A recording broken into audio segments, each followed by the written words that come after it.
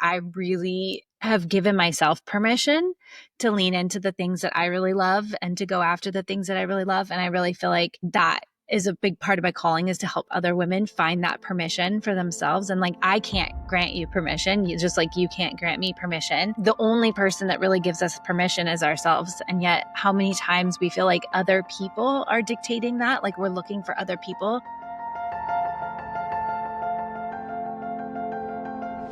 Hey, Whitney, thank you so much for coming on the podcast. I cannot wait to get into this conversation with you. Thank you so much, Renee. I'm excited to be here. I know you and I got connected through a mutual friend. And so I don't know a ton about your story either. I cannot wait to read your book, which we will talk about here in a bit, I'm sure. But I would love to know for myself and for everybody else that's listening, like a little bit about your journey and your story. Like, who are you, Whitney? Who are you? It's a big question. It is, and it changes all the time, isn't it? It's something Yeah. that I choose never to rehearse, and I always just let it flow. So we'll see who I am today. And I love the freedom in that as well. But going back a little bit, I'm originally a farm kid from Wisconsin. I grew up on a seventh generation farm and know where my dinner came from, but my dad was a private pilot. So I also was able to jump into the right side of the cockpit when there was extra room. So I kind of grew up exposed to a lot of different types of life. And something settled into me from an early age was that anything is possible. And not just in an idea, it's a deep rooted conviction that we are all human. Everything is possible. We're connected, but we have free will. And that mindset has kind of taken me all around the world through different careers. I've reinvented myself professionally a few times. I have a background in extreme sports and luxury, but I've also traveled the world doing business development, been head of executive engagement programs for enterprise companies, and most recently reinvented myself again as an author, which was a humbling and learning experience. Yeah. But I've also been a woman that's lived a passionate life on many different levels, from spending most of my 20s in Colorado, being very much an adrenaline junkie, going after extreme sports. And my ex-husband was a professional snowboarder. So our life revolved around thrills, and it was Yeah. amazing. I Yeah. also had a very, very bumpy return to Saturn at 30 years old and walked away from my husband, house, and job in 24 hours. And after a lot of soul searching, traveled the world, dove deep into limiting beliefs, deep into accountability, also understanding what a spherical experience is in life and not just getting too tunnel vision on one thing of who am I, what defines Yeah. me. Because before my job did, my Yeah. marriage did, my success did. So really stripping away ego and figuring out who is Whitney at the core was a big part of that journey. And since then, I've also spent a lot of time diving into consciousness, spirituality, hypnotherapy, and have just been humbled by the journey of being a human. And in the past couple of years, I also entered motherhood. So right Yeah. now, I have a 2.5-year-old and a 10-month-old. So I'm very busy on that front. But as you mentioned, my book coming out will be the birth of my third child. Yes. As you know, that's kind of what it feels like when you're set to publish. But I'm honored to be walking the passing the next phase of what's to come. Yeah. Yeah. And I know we had talked about too, just like this idea of like of evolution and change. Something that I was talking with a friend of mine recently about that I feel like we're not talking enough about, like in that identity shift and change, is that transition between who we were before and who we are after becoming a mom. But I think it probably at other milestones too. It's not just like becoming a mom, but like I had told her, I was like, actually, when you birth a baby, you don't just birth a baby, you birth a new mom. Like you are somebody different than you were before. And I said, I think what part of what I think a lot of women have a hard time with is that they try to get back to, we hear it all the time, our messaging, right? Like get back to your body, get back to your pre-baby, whatever. But in essence, like that version of you died. Like that person is no longer there. There may be pieces of that person and there may be pieces of like things you loved or things that you light you up or whatever. But that version of you, I think for me, it's like I really see it as like that person no longer exists. Like you evolved into a new version of yourself and it's like a new evolution. And I think that we probably do that at like different like milestones, different things in our lives. And yet I think so many times we get stuck on who that version of us was before. Like I know I even thought about recently, I was like, man, I went to college in Seattle, had such amazing, wonderful, like fond feelings of my time in Seattle. And there's always been this little bit of a longing of like, maybe if we moved back to Seattle, like I'd love it and this and that. And then we went and traveled up there couple years ago. And I was like, oh no, this is not, it's like what I loved about Seattle was the season of my life, the energy of who I was in that season and the evolution of who I was in that. But I'm a different person now. And so being back in that environment didn't do the same thing that it did for me then. And I think that we sometimes forget that. Like we don't see that. We don't acknowledge that part of it. Change is such a fresh topic, and I think it gets a bad rap. I think people automatically default to a fear setting of their attachment to what was versus looking forward to what's to come. And, I respect the past. And I think it's important to go back to that version of yourself and thank them for who you were, respect them, give them gratitude for that, and realize if you are missing something from, like you said, your life in Seattle, what is it? Maybe it's a Yeah. specific coffee shop or a feeling, an emotion you had about yourself there versus life in Seattle, the actual Yeah. life in Seattle. But whether it's motherhood change, identity shift after a job loss, or maybe you lost your parents. I mean, there's so many things that can trigger identity questions in our life that if we approached it with a little bit more fun, it would Mhm. actually be lighter and we could be excited about what's to come because you never totally lose yourself. Yes, we're a Yeah. new version, but we're still like the same person at the core as you were when you were a child. We're just meant to evolve. So I Mhm. kind of appreciate when I face the unknown, and it is still scary. I'm not going to lie about that. Yeah. You're still Yeah. always wondering and trying to figure it out, but that's the point in between when your nerves are going crazy and when there's a ton of advice coming in that you really don't want but sometimes need. And the self-talk is really deep during those points of metacognition, right? When you're just trying to figure out what you actually feel, that they're not comfortable, but I Mhm. appreciate Yeah. Do you think that doing some of like the extreme sports and different things that you did in the past helped you get to that place to kind of have that approach to it, like the fear of the unknown? Because I mean, in some sense, like when you do an extreme sport, there is always that like little bit of the back mind of like you don't know what the full outcome could be, or there's the risk maybe is higher, and so do you think that maybe that like experience helped you kind of approach it from that place? Because I think I do think that that fear of the unknown, the fear of what could happen keeps a lot of people stuck, even when it's like a potential for something new that's going to be great and wonderful. And I think we maybe even don't like consciously always know that that's the fear that's there, but it is a huge driver. Like I know even my husband, he's hated his job for so long and has wanted to move, but it's this essence of like, this feels safe. This is known. This is familiar. And so that risk of like taking a leap on something else is not like there's not enough pain there in the place that he's at to make the leap into the unknown, even though I'm like, dude, you might find something that you love better, that pays you more money, gives you more time off. Like you have no idea. But the fear of it could potentially be something bad, it could potentially be worse, keeps him staying in that spot. And like, I know my mentor uses this analogy of like a dog that's like sitting on the porch and he's whining, and the guy walks by and he's like, hey, like, why is your dog whining? And he's like, oh, he's sitting on a nail.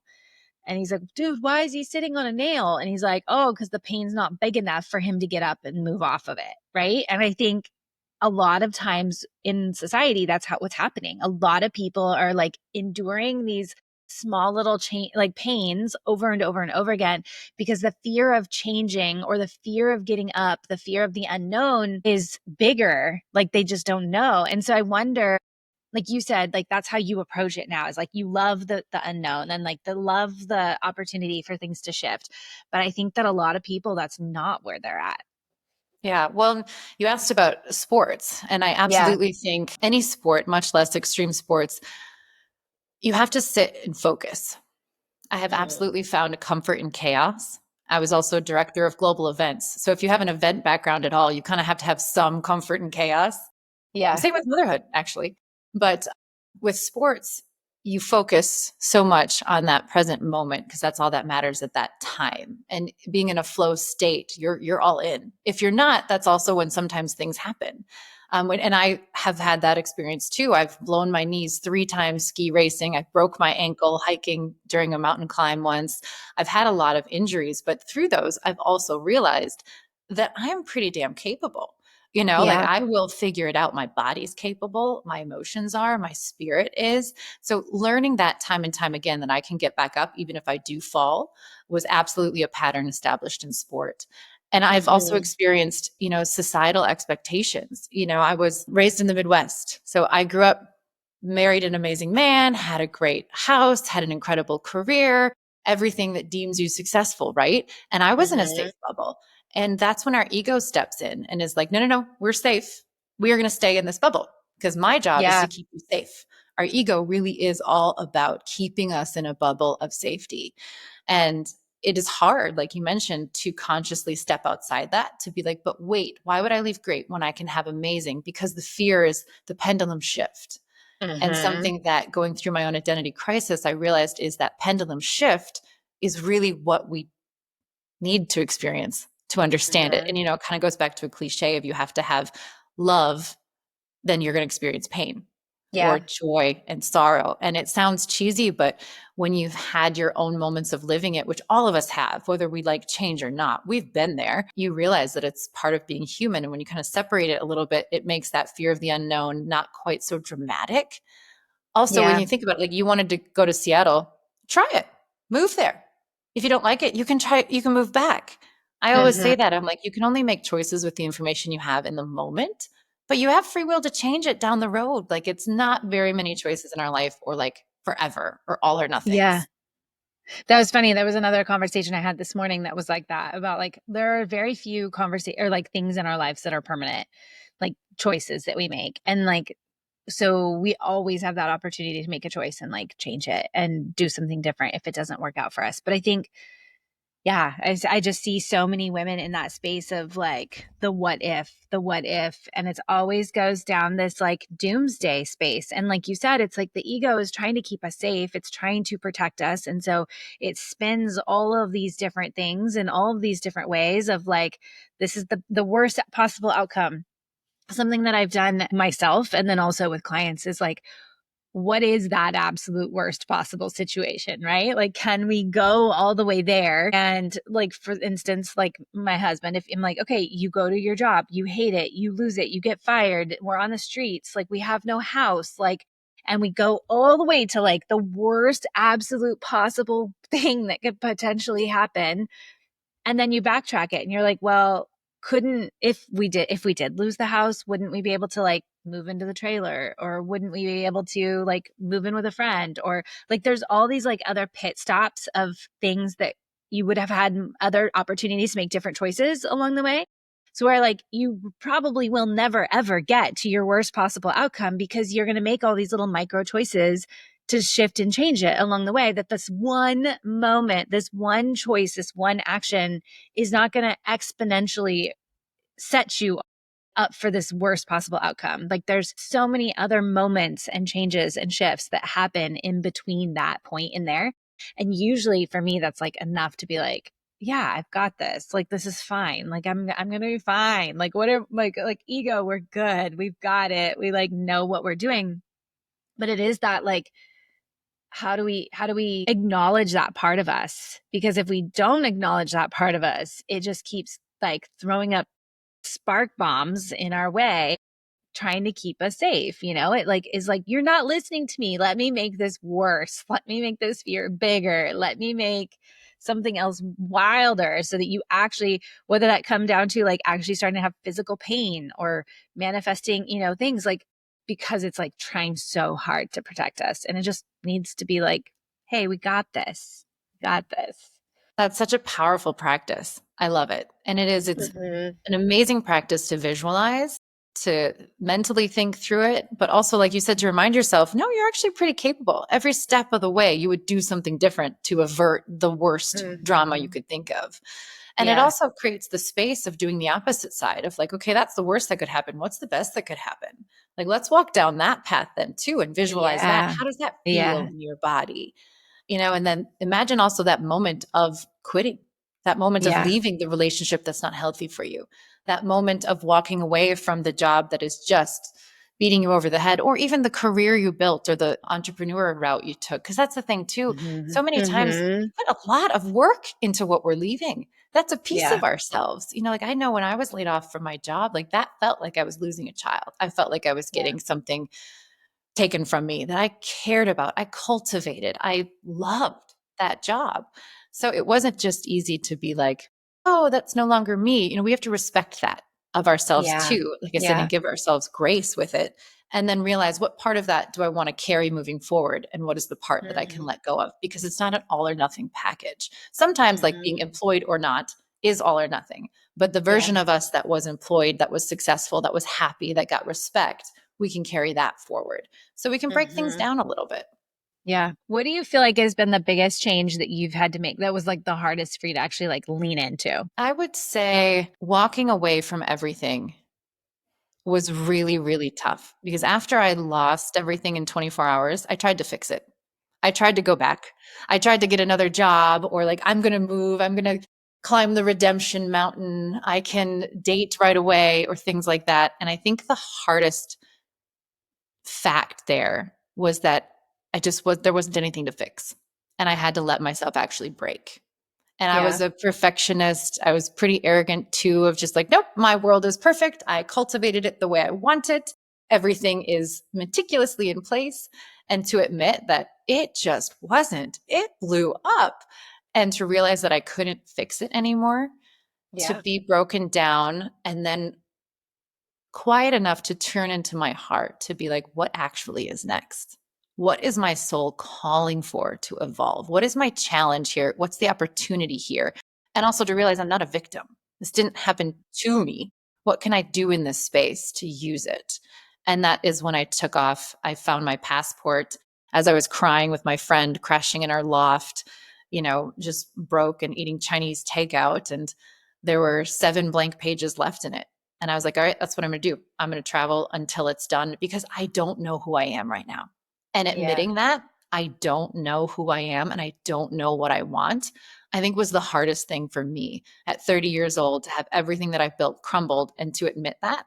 And then to realize that to figure it out, I had to completely unplug from everything, everybody, everything I knew. I had to take that passport and go on a one-way ticket without a plan, without talking to anybody, and to bet on myself like I never had before that I was capable of figuring it out. I think Mhm. that was so multi-layered for me to do that. It was the biggest change I've had to consciously choose and step into. Yeah. Yeah. I mean, I'm sure that people listening to this are like, whoa, that is a big change. Like, that is a lot. That's a lot of change happening all at once, too. Like, you could have taken each one of those little stories and instances and, losing the job, losing the spouse, like, losing, like, all of those individually are a big shift and change. And to have all of it kind of at the same time, I mean, it is a massive, huge shift. So what was out of that? I know, I mean, you've shared lots of little pockets and lessons and stories. The version of you that was there before, what do you wish you could go back and tell her? Like a lesson that you learned in that journey that maybe would have made her go through that a little bit differently. Take accountability, look in the mirror, and realize that you need to take responsibility for your actions in all of this. That was Hmm. something that was a true dark night of the soul to learn, which was look in the mirror. This all Yeah. radiates from you. Of course, there are other people involved. You're not the only one in a relationship. There are outside factors, but that's always the case. And learning that we really do co create and manifest our world Hmm. And how we do that was such an eye-opening experience to live it, to not just read Yeah. about it in a book, but to go out and live it. And then to, yeah, to look in the mirror. I wish I could tell my younger self that like it's okay to fail, it's okay to be wrong, and learn how to say you're sorry quicker, Yeah. much quicker, to be aware. And I still believe I'm exactly where I'm meant to be. So I don't have Yeah. the desire like I would change things, but I Yeah. could have gone about it differently. But I didn't have the tools. And I'm still Yeah. learning today. None of us are all done. Yeah. None Yeah. of us are complete. We go through stages and cycles, of course, of growth or teaching and evolution, but I would help myself that way. Yeah, it is. It's like we are. That's one of the things. Like I think one of the myths of like the personal development space and the spiritual world is that like we evolve to this place where we no longer evolve, and that we're going to have all of these lessons figured out, and we're going to have all of our limiting beliefs and all of our fears like magically erased, and they're not going to be here anymore, and we're just going to be this like perfectly whole human being. But just like you said at the beginning of this like dichotomy and this essence of having the and like we have the grief and we have the happiness and we have all of these pieces. I think that expansiveness is really what makes us human, and that's what makes us experience life. Like if everything was happy and wonderful all of the time, I think it would get really boring. Like I think it would be really stale. It wouldn't feel happy all of the time. But like, in those seasons of being able to navigate through it, it's like, how do we really truly embody all of the different parts of it and know that it's a part of who we are, and we are constantly evolving. Yeah. And Yeah. taking that mindset to change is really Hmm. helpful, to just be like, okay, things are changing again. Whoa, maybe not what I expected or not what I thought I Yeah. wanted. But let me step back from that immediate reaction of negativity, of fear, and be like, okay, then what am I meant to experience through this change? What could I Hmm. create consciously that I want to experience through this change? Yeah. To reframe and have a different perspective of opportunity. And it's not easy, and we're still learning. I mean, writing the book, I started writing it 7 years after I lived it, and I'm finishing now, which is 9 years after, has been retraced a lot of those patterns of and lessons. I'm still Hmm. going through it, just going deeper and deeper and from a different set of eyes almost 10 years Hmm. later. And now as a mother, but Totally. it's something, and it is a thing. Like you said, we're Yeah. never done, but we go through Yeah. stages where you're also then like, okay, I'm at a plateau. I need a break. Sometimes we need a break from all that heavy stuff Hmm. too, and just be like, Hmm. universe, I'm good. Thanks. Yeah. Yeah, totally. So I know like right now you're in the process of just finishing up the book. And I know your book, like we talked about, is like a kind of a memoir sort of story, like telling of that. But there's also lessons in there. And I'm guessing that I could be wrong, but I'm guessing that writing the book wasn't just something that you wanted to do for yourself, that it was something that you wanted to be able to share and help other people with the lessons. So what are some of those lessons that you feel like you really wanted other people to learn by reading your book? Yeah, it actually started as a love letter when I was pregnant to my first child. Just being like, hey, this is kind of the Okay. younger version of mom. How do I want you to be free as a child to embrace life? What have I learned? And then I was like, wow, this everybody has a story and all of us can learn from each other. Hmm. And then it felt through it. And I was like, this is meant to be written. I don't know why, but I'm going to start writing. And then evolved a year later. Okay, this is meant to be published. It's not just for me. I want Yeah. to put it out there. So they're very clear stages of my purpose with it, which Yeah. I've sat with. But some of the messages are, it's for somebody on the edge. It is for somebody on the edge, tiptoeing over, being like, should I do that? Should I not? What is the unknown? Or maybe they just got booted off the edge.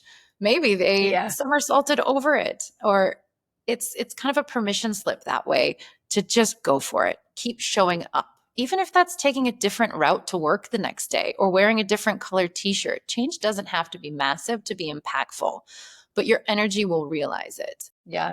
And also in the book, it's it's really about taking ownership for your life, understanding that we do co-create. There's a big themes of manifestation, intuition, soul resonance, respecting the information that comes to us from the earth, from within us, that aren't our normal modes of communication, showing up for yourself alone, traveling the world alone. Hmm. And it is also about reinvention financially, sexually. I had never been single. I was with my ex since I was a teenager, and then 30 years old, Yeah. figuring out dating apps around the world. So there's a Yeah. lot of transformation going on there, which, as you put it, it's just told as a story. It's not a self-help. It's not a full autobiography or anything. You could pick it up and think it's a novel. It just happens to be a true story. Yeah. So beautiful. Yeah. That is, and like so many little things like there, like the lessons and the things you had to learn. And yeah, just this permission. I think that's one of the things I've felt so strongly in the last, 5, 10 years of like, I really have given myself permission to lean into the things that I really love and to go after the things that I really love. And I really feel like that is a big part of my calling, is to help other women find that permission for themselves. And like, I can't grant you permission. You just like, you can't grant me permission. The only person that really gives us permission is ourselves. And yet how many times we feel like other people are dictating that, like we're looking for other people. I know even for me, like looking to business coaches or looking to mentors, like wanting their permission, or looking to a spouse and like feeling like I need their permission, or needing permission from somewhere. And it's been in the last few weeks, like I had a friend of mine say something, and we were talking about like this essence of like, this is what I want to do and this is what I don't want to do, and giving myself permission to like not do the things that I like. If I don't want to do it, I don't feel guilty about not doing it anymore. But there's this like lesson, this growth, this expansion that I had to go through to really be able to trust those feelings and trust those sensations, and know that I didn't need permission from anybody else to listen to that. I didn't need permission from anybody else to listen to my intuition. And I think what happens in our society is like, so many of us are taught to seek the information from outside of us.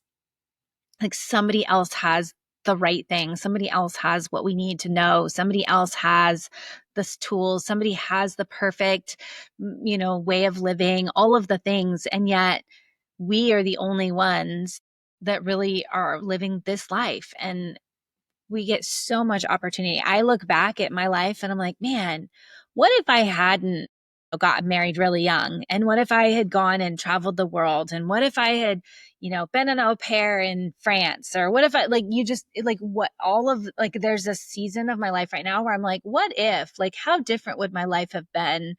And at the time, I don't feel like I had the permission, right? It's only now that I feel like I have the permission to do whatever I want, that my mind is now open to like all of these possibilities and all these opportunities that I didn't take because I went the like, white picket fence, 2 cars, 2 houses, or 1 house, 2 kids, whatever. Like I have 3 kids, but like, the like you went down the road that you felt like was put out in place for you, instead of really having that introspection and giving yourself permission to trust that.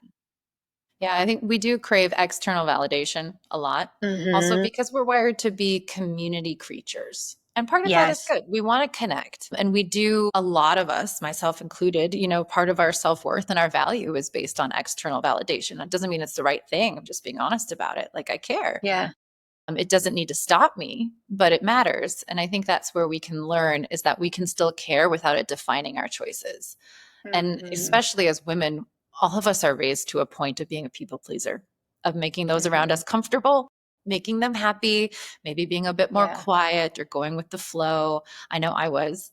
And that makes it difficult to give yourself permission, because what if what you're going to do doesn't make somebody else happy?